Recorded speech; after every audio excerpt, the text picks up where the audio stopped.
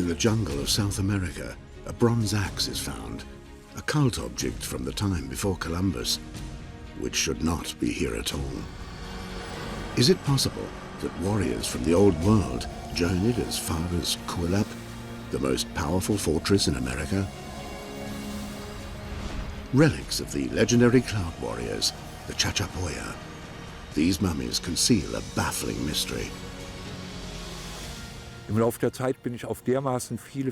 course of time, I've come across such a large amount of evidence from a wide variety of areas, which all points towards one theory: that in ancient times, people from the Old World reached Peru and joined forces with the Chachapoya.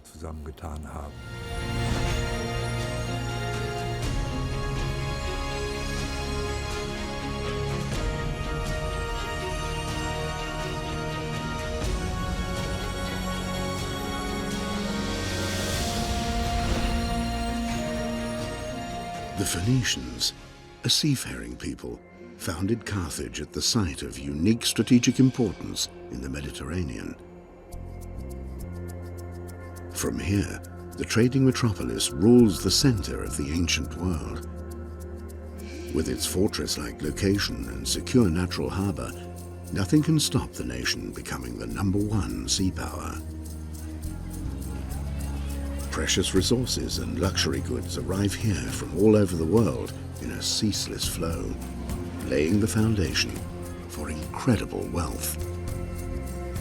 The harbor at Carthage was the gateway to the known world at that time, and sometimes even further afield.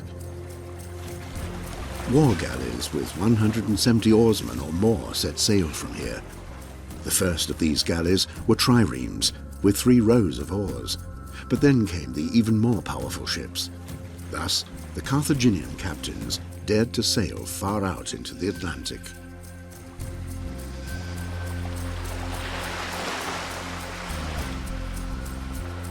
They ventured up the western coast of Africa as far as present-day Cameroon. From Morocco, they were able to control the trade in gold. They obtained copper from Tartessos, and the Celtic city of Corunna dominated sea routes to the north, to the Tin Miles of Cornwall in Britain. Their best warriors came from the Balearic Islands. For many years, Hans Gifhorn has studied the ancient history of the Spanish islands. He is particularly fascinated by the cultural legacy of the Phoenicians.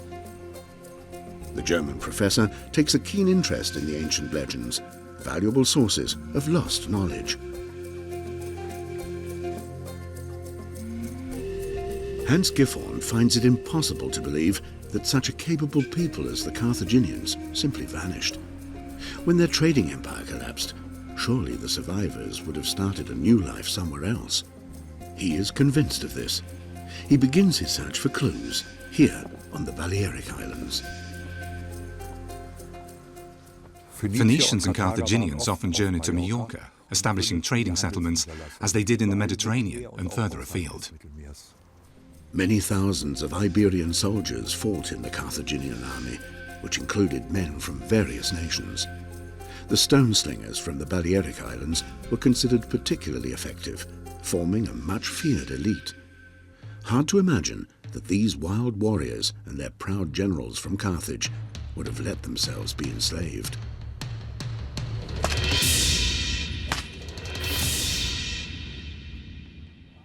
But what alternatives were open to them?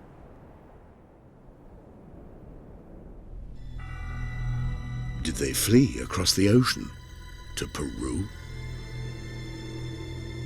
Are the dead at Kuelap the descendants of these Celts and Carthaginians, as Professor Gifhorn suggests?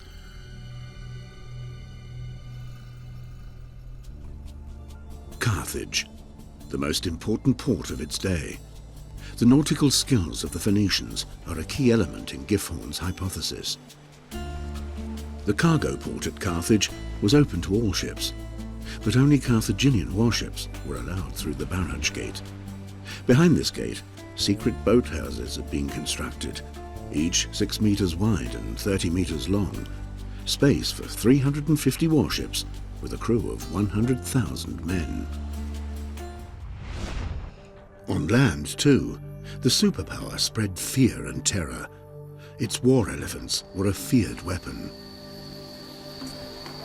So much power also provoked bitter resistance. The up-and-coming Rome soon became a dangerous rival.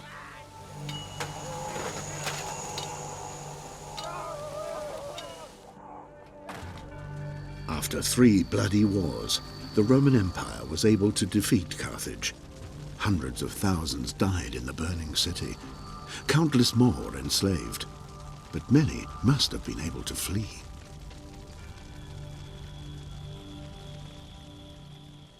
Professor Giffhorn believes that many of the elite warriors managed to escape.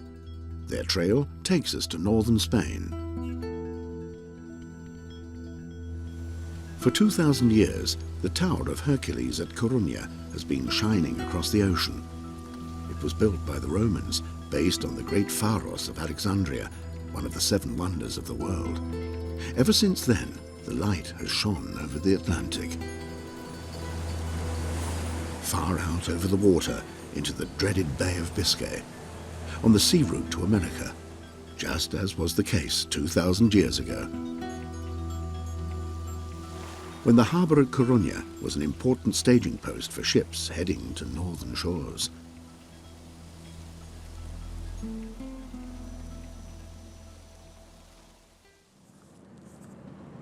Here, seafarers from Carthage and throughout the Mediterranean came into contact with Celtic Iberians who had been sailing the Northern Ocean for thousands of years. Business is conducted. The riches of the country traded for precious goods from overseas, a practice that continues today among the descendants of the Celts and the Carthaginians. Trade brings the world together. Information is passed on, all the latest news.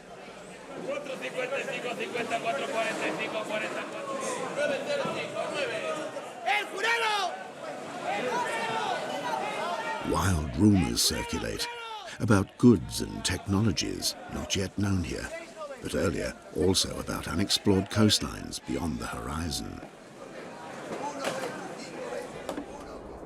About voyages of discovery made by the sea captains of Carthage, which took them right across the Atlantic. Perhaps they even got as far as Brazil. Even if it were theoretically possible for the Carthaginians to have reached Brazil, this doesn't indicate by any means that they really got there. More evidence would be required, and such evidence is found in the writings of ancient historians, such as Diodorus. The Greek historian Diodorus reports in his History of the World that the Carthaginians had discovered paradise far beyond all known inhabited countries, a land with wild animals, rivers that could be navigated by ship, and high mountains. But they kept this discovery a secret. Perhaps this is where they set sail from. Carthaginian refugees and their Celtic allies from Spain. It seems to me that without the nautical skills of the Carthaginians, it would hardly have been possible for the Celtic Iberians and the stone slingers of Majorca to cross the Atlantic. Carthaginian sea captains perfected the nautical legacy of their Phoenician forefathers. They could ascertain their latitude by the length of the shadow cast by the midday sun. At night, they would navigate by the polar star in the constellation of the Little Bear, the star known as the Phoenician star in ancient times.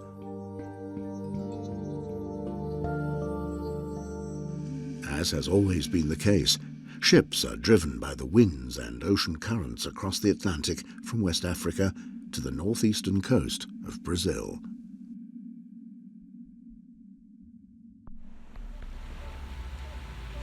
Janice Jacquite has also crossed the Atlantic, entirely by herself.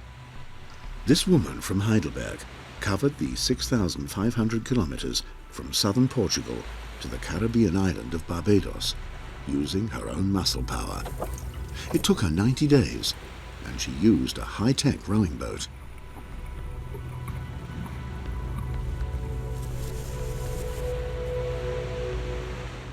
Of course, it wasn't like a lake in the park. There were some critical situations, waves up to 8 or 9 meters high, collisions or near misses with fishing trawlers and getting caught in their nets.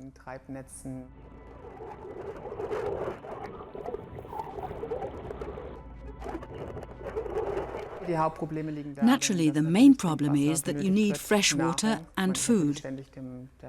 Of course, you're constantly exposed to the sun, the heat, but you're permanently soaking wet. Once you're in the boat, you can't turn back and row against the current, against the wind. So, in other words, you just have to make it. Even in ancient times, large boats rowed by strong men must somehow have been able to do it. Once they were on the water, they would have had to get there. After 3 weeks on the high seas, the Carthaginian ships could have reached the tropical coastline. They would not have imagined that they had discovered a completely new world. The island of Itamaracá lies off the coast of Brazil, an ideal landing site for Carthaginians, since the islands, which are close to the coast, could be used as a base that is easy to defend. Fort Orange here dates back to the 17th century. Underneath the Dutch fortress, there are remains of an ancient Indian settlement, as indicated by ceramic fragments found here. Everywhere, curious fragments of white clay are lying around in the sand. These are the remains of Dutch clay pipes. We found more than 5,000 of them. They certainly smoked a lot here at Fort Orange. Up to now, the archaeologist has not found any traces of Carthaginians, and little remains of the original inhabitants. In ancient times, exhausted seafarers would have found conditions here extremely difficult after crossing the Atlantic. The archaeologist is convinced of that. The kind of dangers facing them are outlined in an account by a German mercenary. In the 16th century, Hans Staden is taken prisoner by cannibals off the coast of Brazil. He sees how these people slaughter their enemies, cut them into pieces, and then eat them. However, as well as portraying such gruesome practices, he also describes the inhabitants here as very open to trade by barter. And that was exactly the strength of the Carthaginians. Could this have been their chance of survival?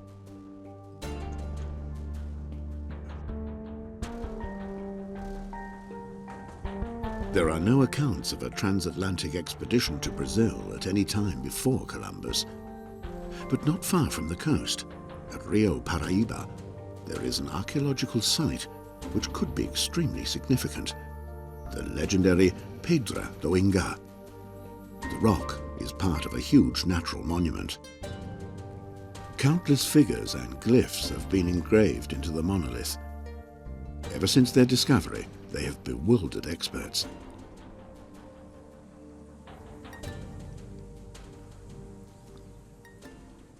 Here in Paraíba, a very long time ago, the Ataco Atara culture existed.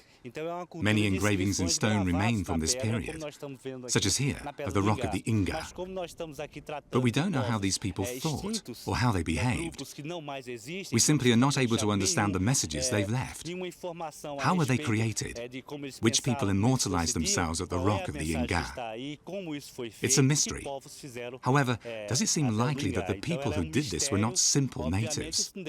Maybe it was a completely different culture 2,000 years ago.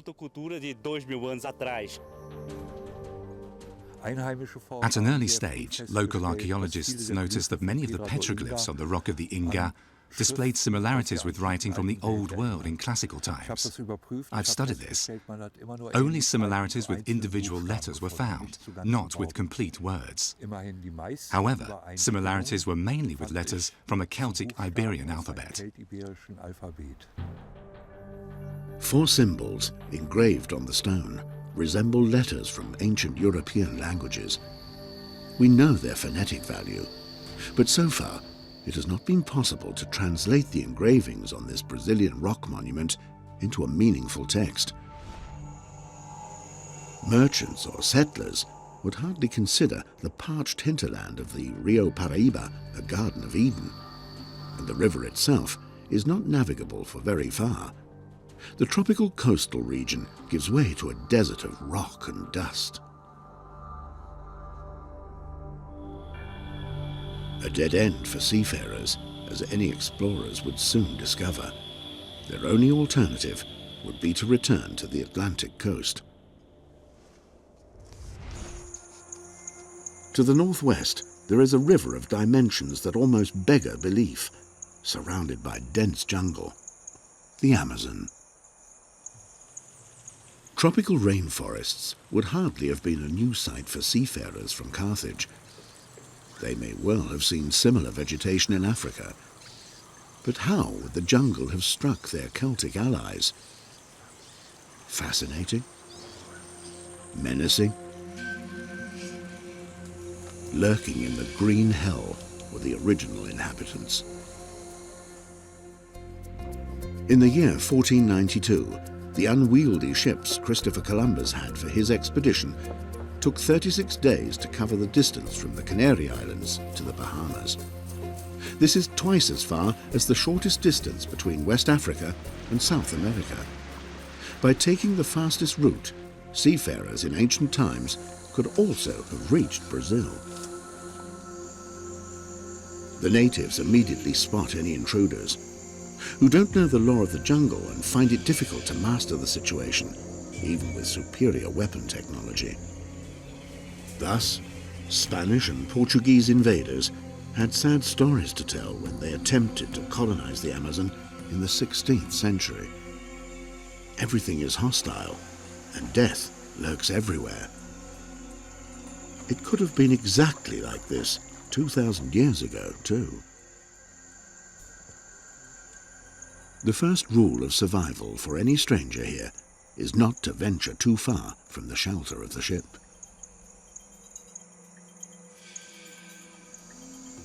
And to bring with you plenty of colourful presents for the locals, as the conquistadors did.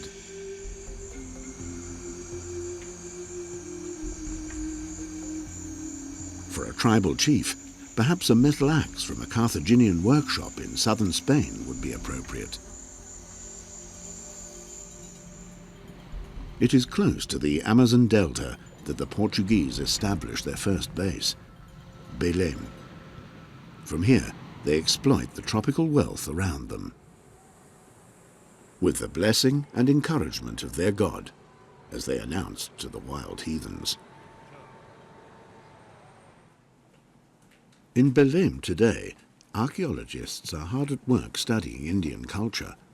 The Goethe Institute has gathered evidence about Amazonian tribes which were neither wild nor non-religious.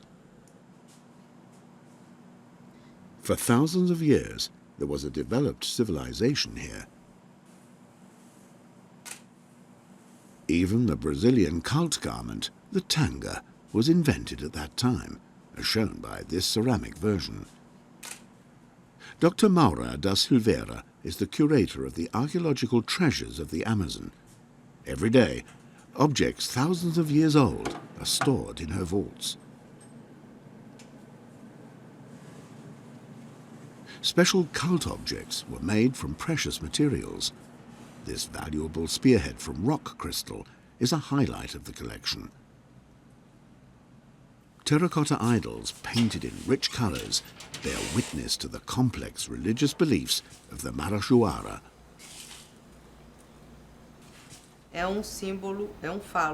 This is a phallus symbol, a terracotta cult object from the Marajó. The Amazonian culture at that time was highly developed. The people lived on man-made islands that had been constructed in the marsh. It was also used as a rattle.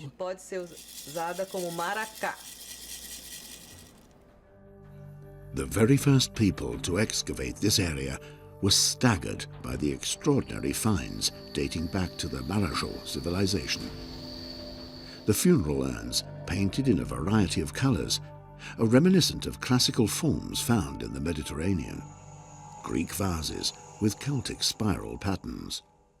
The Amazon basin has been settled for 11,000 years, but for a long time the population here was small.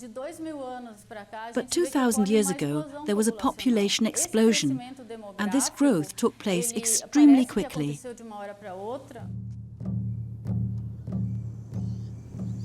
In 1541, according to an eyewitness, a Spanish expedition ventured up the Amazon in search of the legendary country of gold. The chronicler reports that they were suddenly attacked. Arrows rained down upon them from the densely populated riverbank. Naked, light-skinned women were fighting in the front line of the enemy forces. It was reports about these fearless Amazons that led to the river being given its present name, although such accounts were considered untrustworthy by many. This skepticism was unfounded, as recent archaeological excavations show. In the Amazon region, there really were large settlements with thousands of inhabitants. The population was supported by lush fields of maize, tended with special agricultural techniques. The Amazon is home to the plant that will provide seeds which, as cocoa, will conquer the entire world. That the Spanish Celts ate chocolate here 2,000 years ago is pure speculation. Only now has an understanding about the flourishing Amazon civilization been rediscovered. Today, experts have no doubt whatsoever. 2,000 years ago, a cultural revolution took place there. The formal style used by artists developed in leaps and bounds. Did the impulse come from the other side of the ocean? This special ceramic style is really fascinating. It was first developed in Marajó. Funeral urns in such a range of colours only appeared in the upper Amazon region much later than this. That's why I believe that the development began in Marajó and influenced the other regions later. Eu acho que em Marajó essas coisas se precipitaram e certamente teve influência para outros lugares. Se costumava pensar. It's often suggested that this new style might come from outside the region. Ter vindo de fora essa influência. The fact that the archaeological finds recall Mediterranean objects raises a fascinating possibility. Could seafarers have brought new ideas from the old world 2,000 years ago? Heinz Budwig is convinced that this was the case. The German-Brazilian amateur archaeologist has found more evidence, an ancient axe. As far as Budwig is concerned, this is 100% proof that foreign explorers landed in Brazil long before Columbus. The merchant told me it came from Rio Guapore, the river that forms the border between Brazil and Bolivia. And he said he bought it direct from a Bolivian Indian. The thing has to be genuine. Even the wooden handle was still quite damp. A chance find. A metal axe encrusted with patina, with a wooden handle. But what does the figure on the blade of the axe represent? The head of a bull. Or it could perhaps be an antelope. But in any case, it's an animal that didn't exist in South America. Heinz Budwig does everything he can to shed light on the mysterious find from the jungle. In the Geoscience Institute of the University of Sao Paulo, scientists examine the axe with the latest laboratory technology. The result comes as a surprise. The axe head is 61% copper and 39% zinc. And metal alloys like this didn't exist in America before the arrival of Europeans. Another important point is that the wooden handle comes from a forest in the Pantanal, a marshy region around the Rio Paraguay. And this wood has been dated by scientific methods. It's about 1,500 years old.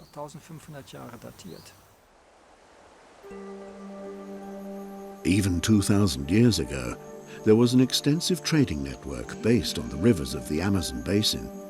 Could this have been how the cult axe got to the interior of the continent?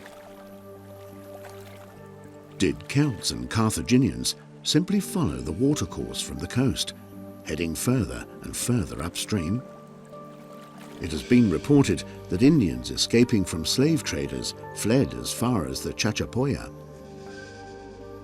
This means they covered the huge distance of almost 4,000 kilometers from the Atlantic coast of Brazil to Peru. So evidently, the journey would not have been impossible for determined individuals. But could emigrants from the Old World also have done this? Made their way through the biggest jungle in the world, threatened by wild animals and unknown diseases? In the end, the refugees would have found a gigantic mountain range blocking their path, the Andes. Does the trail of the Celts and the Carthaginians lead here? To Kuelap, the most gigantic of the Chachapoya structures? The biggest fortress ever built in South America. The computer reconstruction reveals that in terms of the mass of stone used, Kuelap is even bigger than the Cheops pyramid in Egypt. The Chachapoya were fantastic masons. They even buried the dead in their houses. But where did they obtain the knowledge that enabled them to build structures like this, 3,000 meters high? Ornamental decorations on the houses bear witness to an artistic sensibility. A sophisticated sewage system indicates high standards of hygiene and comfort. They're really best known for their architecture, but that is what we see now. That's the best preserved thing that sits on the surface as we, as visitors, walk around. And some of it is really quite spectacular. Some of it is monumental. It speaks power. Peter Lerche has been living in Peru for over 30 years. He was even mayor of the provincial capital. He is completely captivated by the people here, the living and the dead. How can we explain Kuelap? All the C14 analyses we performed so far suggest that it's not really very old. It dates from around 800 AD. The exception is here, at the main entrance, 500 AD. The first time I encountered Kuelap, I was particularly puzzled because no other fortress in the whole of America displays similar construction techniques. But I knew fortresses like this were quite common in the Mediterranean region during classical times.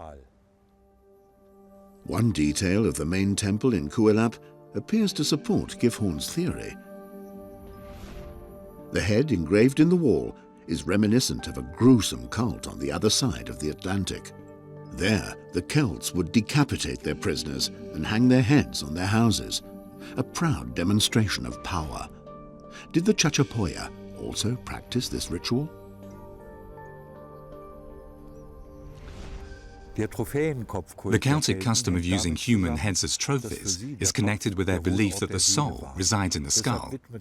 That's why they treated the head as hugely important.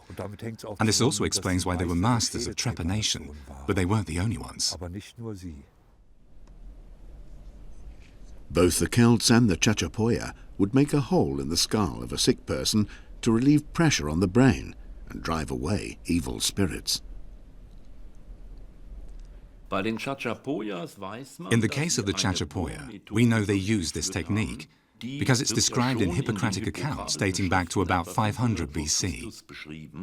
And trepanation was also practiced later by the Celts, which we know from archaeological finds in Lower Austria. So this represents a very interesting parallel between the cultures. Is the use of the same healing method evidence of contact between the two cultures? Pieces of a jigsaw puzzle which add up to irrefutable evidence, as Professor Gifhorn believes. The decisive proof may well be hidden in Kuelap.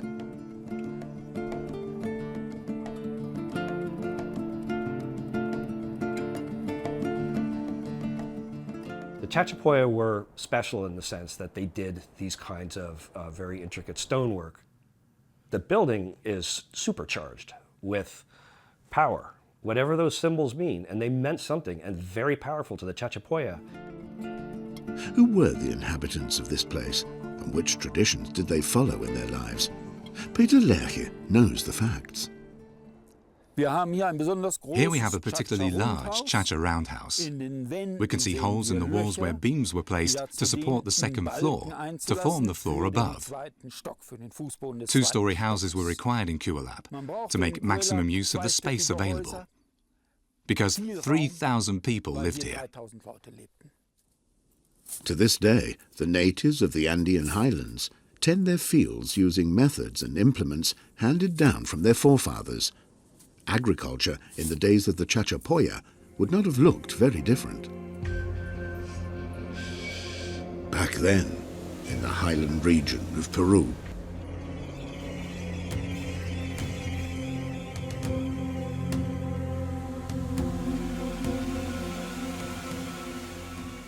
the Marañón Canyon is deeper and wider than the Grand Canyon in the United States. This is a hard place to live, and really it's been very hard for many archaeologists to accept that anybody would want to live there. What are they doing here? Why do they want to live there? And it sets up the mystery. Okay, clearly they didn't choose to live there. the massive citadel of the Chachapoya still conceals many puzzles. But Professor Giffon believes he is close to finding solutions. Fortresses like Kuelap are not found anywhere in America, but archaeologists have never considered that an explanation of its origin might be found outside America. On the other side of the Atlantic, the remains of a fortress city can be found on man-made terraces. Iberian Celts constructed the city over 2,000 years ago, just before or after the destruction of Carthage. And, just as in Kuelap, the houses were built on round stone foundations. Here too, the people who built the city chose an extraordinary location.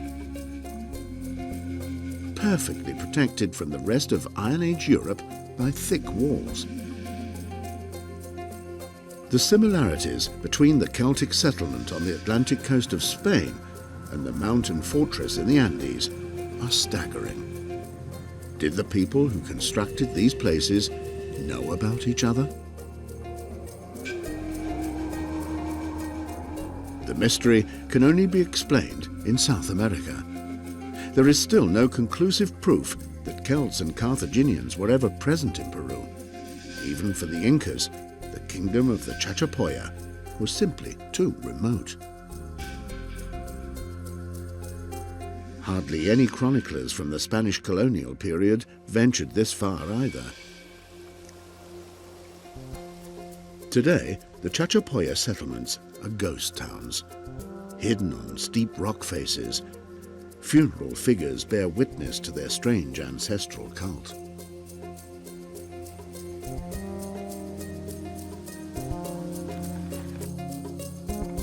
Archaeologists are exploring a burial site that was erected at a dizzying height. The warriors buried here were headhunters, making them unique in the entire Andean highlands. People surrounded by mystery.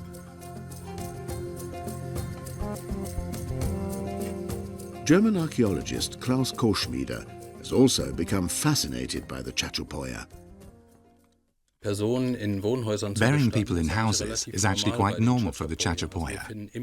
We find quite frequent evidence of burials in the roundhouses. However, this might indicate an origin in the Amazon basin region, because it's still the custom there to bury people in houses. The ritual sites are decorated with paintings, and despite the tropical climate, since they are protected by the steep rock faces, they can still be made out quite clearly. There are figures in splendid costumes, crowned with clumps of feathers or wreaths of light. Another excavation also reveals a being with a magnificent headdress. In the Celtic mythology of ancient Europe, the god Cernunnos was depicted with similar antlers, as can be seen here on the silver cauldron of Gundestrup in Denmark.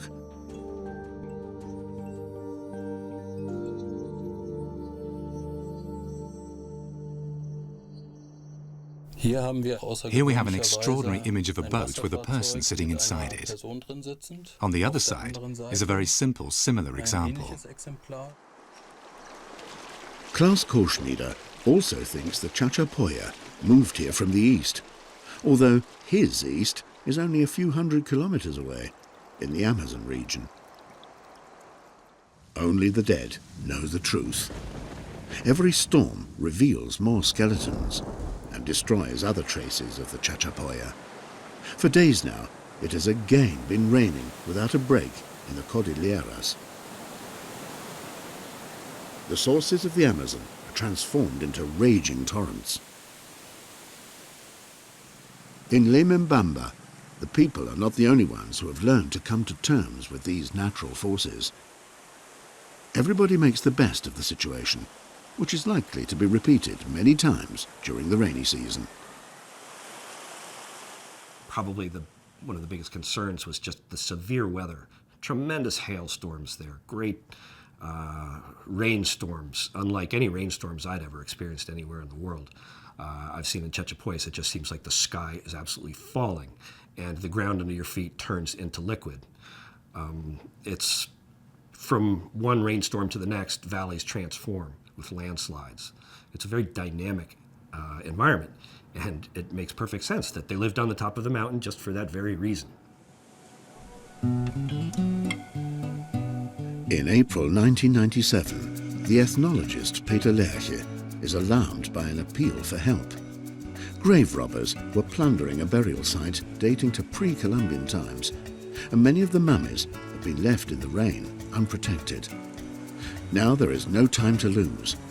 Lerche organizes a rescue expedition, and they set off up the mountain from Lemembamba. Their destination is the Laguna de los Condores, the Lagoon of the Condors. Local farmers have discovered a previously unknown burial site at an altitude of 2,600 meters, and the team, headed by the German-Peruvian Lerche, hopes to preserve it. The grave robbers have been busy, and the place is a shocking sight. Many of the sarcophagi have been smashed, the graves devastated, and there are fragments of Chachapoya mummies scattered around.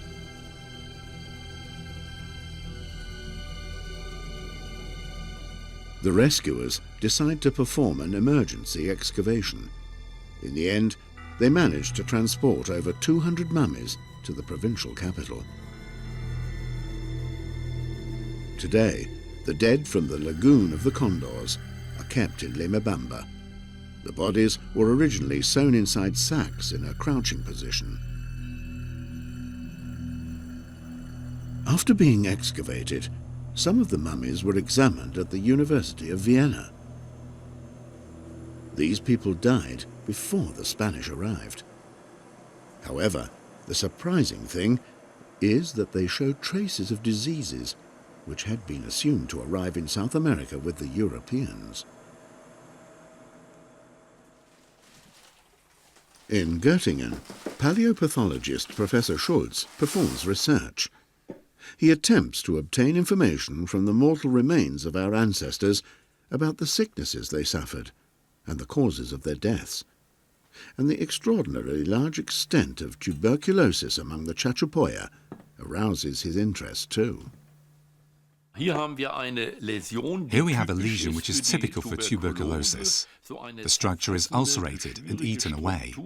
And these typical changes in bone structure caused by tuberculosis were found in skeletons and mummies of the Chachapoya, which is, of course, extremely curious, because we now have evidence that the disease was present in the Chachapoya population to a significant degree, even in the time before Columbus.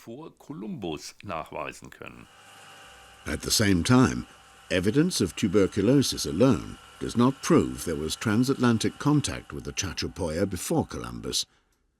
Ancient traces of the disease have also been found in other areas of South America. The cases of tuberculosis we've so far been able to prove among the Chachapoya really do correspond to cases that we know from the classical period. If these people were the descendants of people who came from the Old World, that would be a possible explanation. And we could go further, suggesting that maybe the disease found its way to the New World by this route at a relatively early stage. Wherever the people who constructed Kuelap came from, why did they build such a massive fortress here anyway? Peter Lerche suggests that Kuelap was a bulwark against invaders from the lowland regions, to provide protection against neighboring tribes who suffered from starvation during the regular droughts. Archaeologists have found more than 50 skeletons here with skulls that were smashed in. Were the victims attackers or defenders?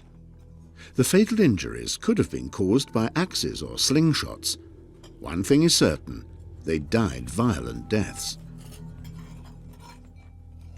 That frontier can be often a place of lots of jockeying for position, for who gets to trade with who gets the wealth, who gets to occupy the site at the trailhead, who gets this much take, who gets to be the middleman.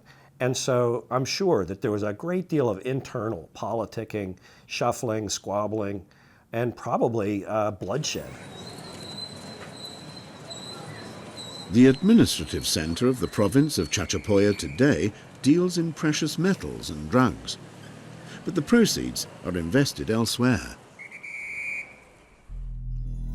The collection of mummies in the local archaeological museum also seems slightly dusty, but anthropologists here are gathering important information about the fate of the Chachapoya and about their origins.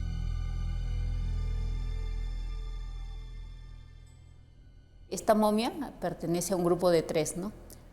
mummy is one of a family. It's a 25-year-old woman with her 6-year-old child and her husband.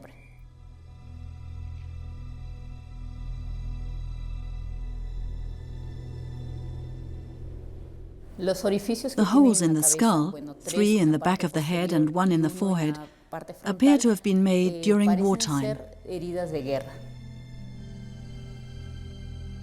Again and again, they find indications of unnatural causes of death, traces of murder and violence. The Chachapoya had the reputation of being an extremely warlike people, and they used slingshots as their main weapon, both to defend themselves against attack and to attack their enemies.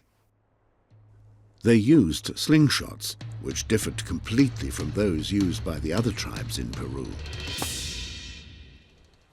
Once again, the trail leads us back to the old world, to Majorca.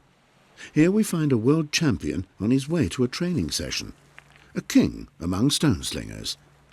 He is the Balearics champion with a fine record of direct hits, but his rivals are working hard, so Juan Caballero spends all his free time practicing. Professor Gifhorn has brought the champion a reconstructed original Chachapoya slingshot from Peru, almost 10,000 kilometers away. When this is compared with the traditional slingshot from Majorca, the expert is startled to discover that the two are practically identical. Even the special way of fastening the loop around the projectile is exactly the same. Juan remembers that his ancestors used to wrap the slingshots around their heads. The Chachapoya also had the habit of proudly wearing their slingshots to adorn their heads, but this custom has died out now. In the Huancas community in Peru, some traditions have been maintained. Many of the inhabitants here still have typical Chachapoya names, as has been the case for centuries. Clotilde Alva, a potter, is one of those who are proud of her legendary ancestors.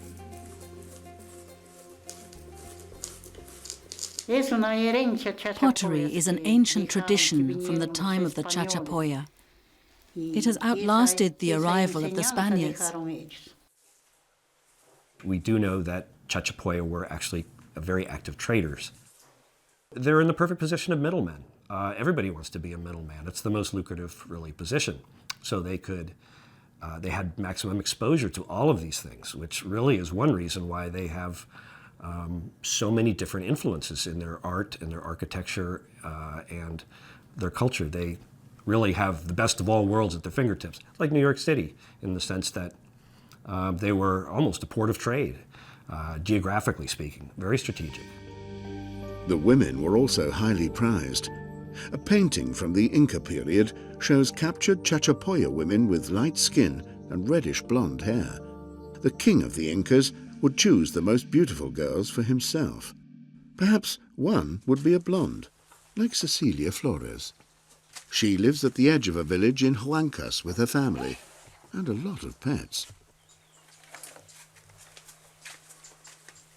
In appearance, it is easy to distinguish her from the dark-haired, brown-skinned neighbours. Cecilia lives the life of a typical local woman, which includes a division of labour. Each day she takes her husband something to eat and drink at his workplace, as has always been the custom. She can't explain why her appearance is so distinctive. I'm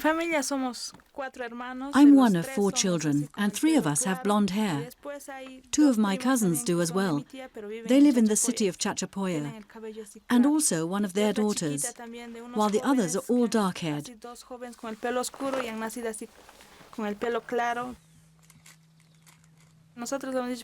My father couldn't explain to us why we are so blonde.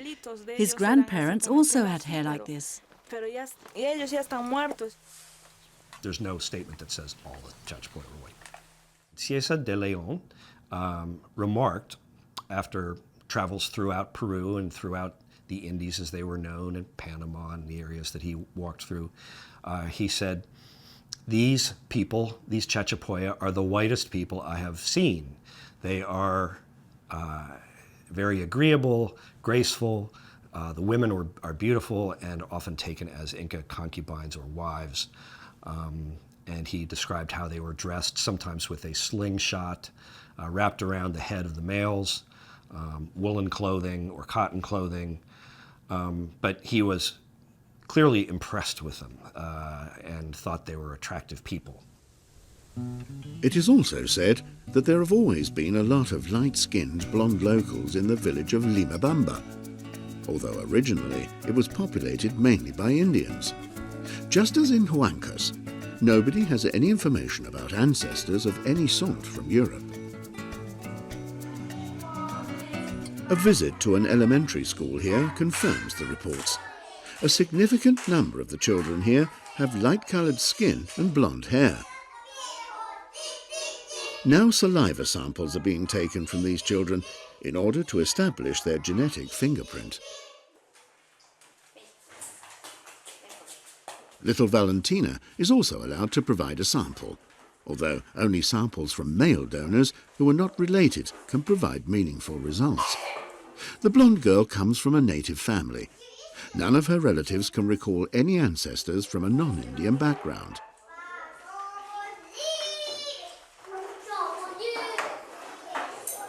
Juan has given a saliva sample too. His red hair makes him an ideal test subject. However, as with the other pupils, this could be caused by a genetic mutation from exclusively Indian ancestors. Lab tests performed at the University of Rotterdam in the Netherlands are intended to clear up the issue. An international team of experts is already waiting for the samples from Peru in the Molecular Genetic Institute. Under the supervision of Professor Kaiser, the scientists succeed in identifying a special marker for hair color in the human genome. So now we have the first genetic results from the lab of the Gringuito samples. And the first thing we looked for is the question, is the red hair color of European origin or is it not of European origin? We use DNA analysis to basically classify the people according to their geographic origin. So what we see there is that these individuals are of mixed ancestry. So we indeed see between 10 and 50% European origin, which does coincide with the red hair. But the remaining part of their genome, as far as we can say from our analysis, is of Native American origin. The genetic analysis also indicates which part of Europe the ancestors of the test person came from. Did seafarers from Europe really get as far as America in ancient times? Did they venture up the Amazon 2,000 years ago? As far as Peru, into the land of the Chachapoya? Do these children carry the answer to this question in their genes? All the evidence we have at this moment really points to the western part of Europe. We detected a type of Y chromosome called R1b that has its highest frequency on the British Isles and in the northern part of the Iberian Peninsula. Galicia, once settled by Celts, is in northern Spain. Fresh fish is bought at auction on the quayside in Coruña and then taken straight to the market. The destiny of the people here is determined by fishing and sea trade.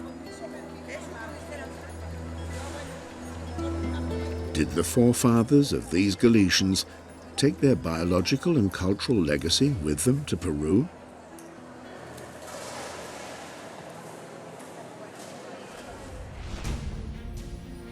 Celtic warriors did have the ability to sail across the Atlantic 2,000 years ago.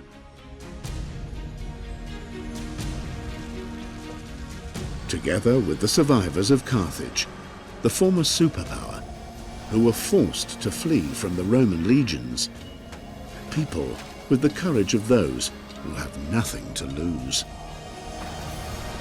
Refugees full of hope, of finding a new home on the other side of the ocean. Did they leave traces when they got to the New World?